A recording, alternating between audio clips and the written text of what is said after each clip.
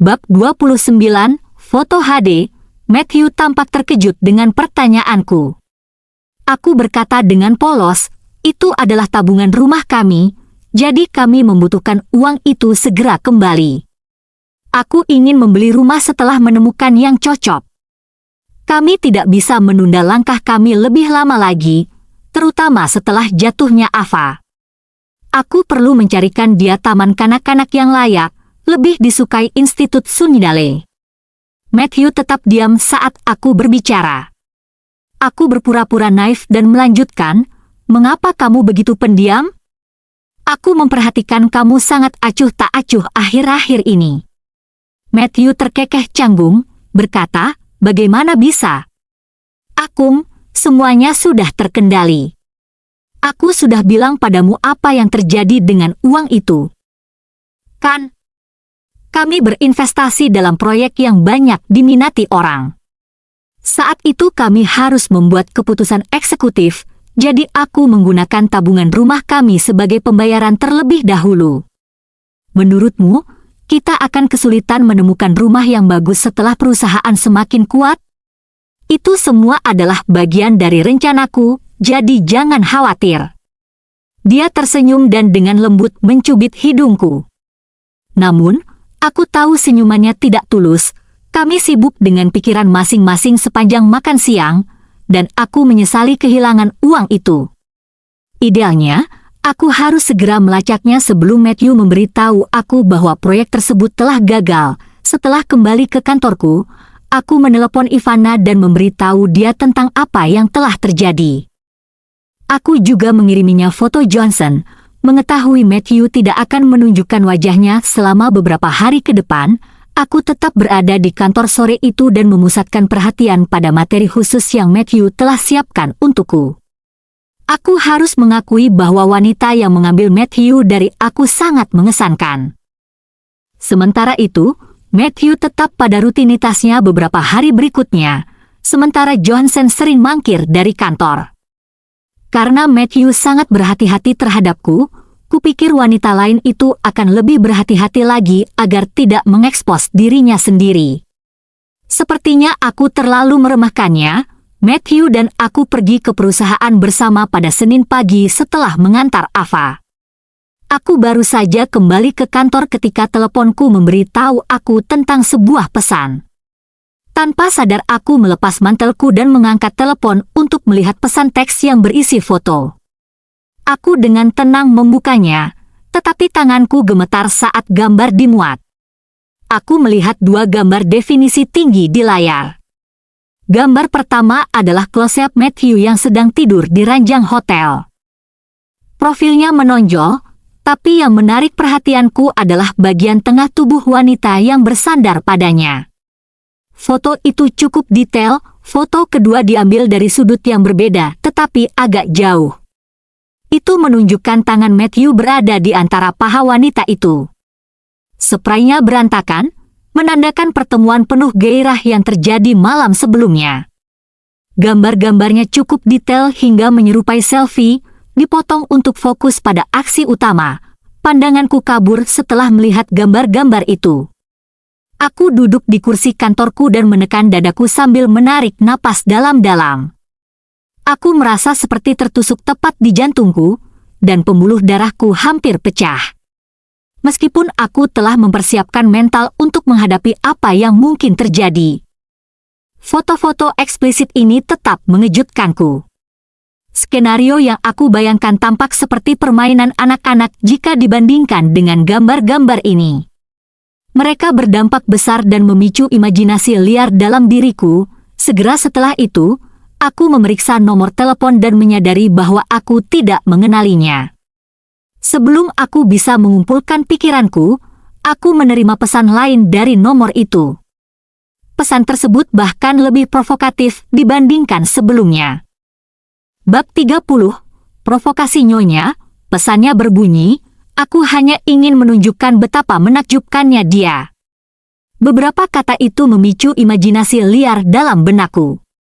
Aku tahu apa yang dimaksud oleh pengirim dengan mengatakan bahwa Matthew luar biasa. Marah, aku melemparkan ponselku ke samping, terengah-engah menahan teriakanku yang akan keluar. Aku sadar orang itu sedang mengejekku. Gigi-gigiku terkepal erat hingga mengeluarkan suara gemeretak. Aku memejamkan mata dan menarik napas dalam-dalam beberapa kali. Setelah beberapa saat, aku mengangkat teleponku, mengambil tasku, dan bergegas pergi. Aku tak bisa lagi menahan keluh kesahku saat melihat Ivana. Aku melemparkan diriku ke pelukannya dan meratap. Aku tidak mengerti mengapa aku merasa sangat terguncang meski sudah menanggung banyak siksaan. Ketika aku menunjukkan foto-foto itu kepada Ivana, dia meraung, menendang, dan menghancurkan barang-barang. Mungkin itu caranya untuk membantu menghilangkan rasa frustrasiku. Itu tidak tahu malu. Kemunduran yang memalukan. Beraninya dia. Setelah kami akhirnya tenang, aku melihat ke arah Ivana dan berkata, aku tidak akan terpengaruh oleh provokasinya. Dia salah, dan aku perlu menunjukkan bahwa taktiknya sia-sia. Jika wanita itu punya nyali, dia harus hadapi aku. Bersembunyi dan berpura-pura seperti itu tidak akan membuatku terkesan. Kau benar, sial. Apakah wanita simpanan zaman sekarang begitu berani? Bagaimana mereka bisa menggunakan sifat tidak tahu malu mereka sebagai aset? Ivana mengoceh. Sepertinya dia adalah seseorang yang kita kenal atau setidaknya seorang kenalan. Dia pasti tahu aku sudah mulai bekerja di perusahaan itu lagi. Dia tidak dapat dipisahkan dari Matthew akhir-akhir ini dan tidak bisa duduk diam. Aku menyatakan, dengan intuisi yang meluap, Ivana duduk di sampingku dan berkata, Chloe, alangkah baiknya jika kamu selalu bisa tetap tenang. Kamu benar.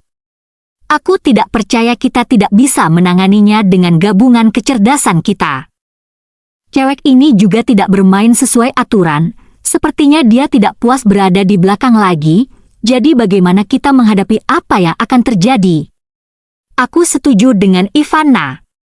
Setelah menenangkan diri, aku memikirkan bagaimana menanggapi tantangan terang-terangan wanita itu. Dia secara terbuka memprovokasi aku.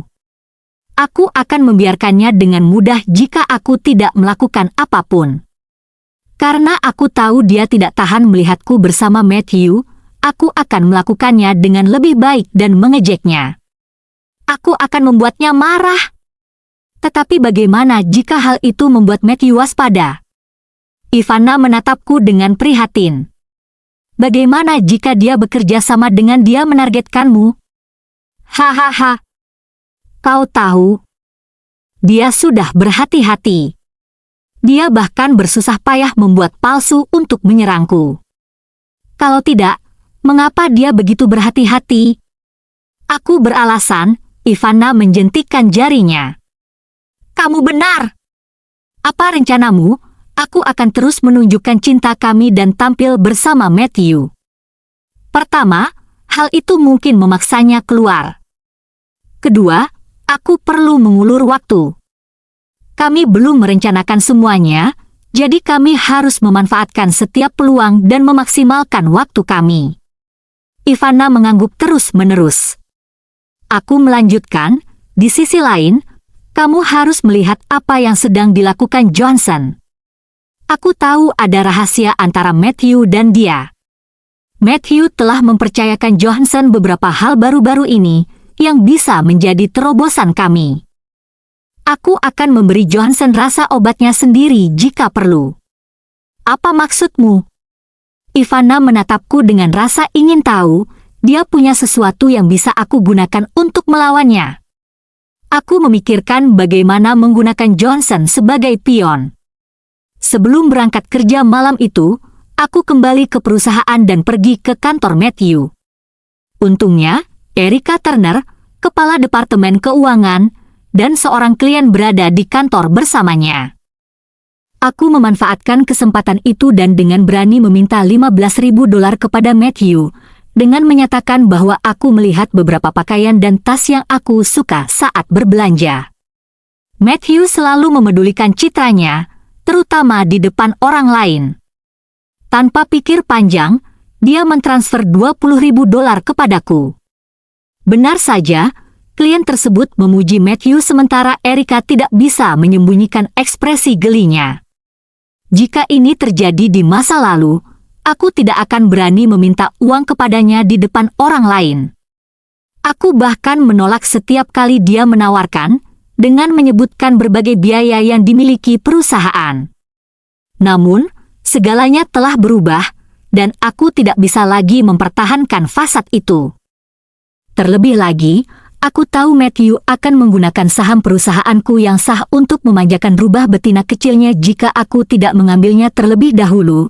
Setelah mengucapkan selamat tinggal pada klien, kami pergi ke taman kanak-kanak, dan aku bergandengan tangan dengan penuh kasih dengan Matthew, mengira sepasang mata dengki pasti sedang mengawasi kami dari sudut gelap. Benar saja, wanita itu belum selesai mempermainkanku, ini baru permulaan, pikirku.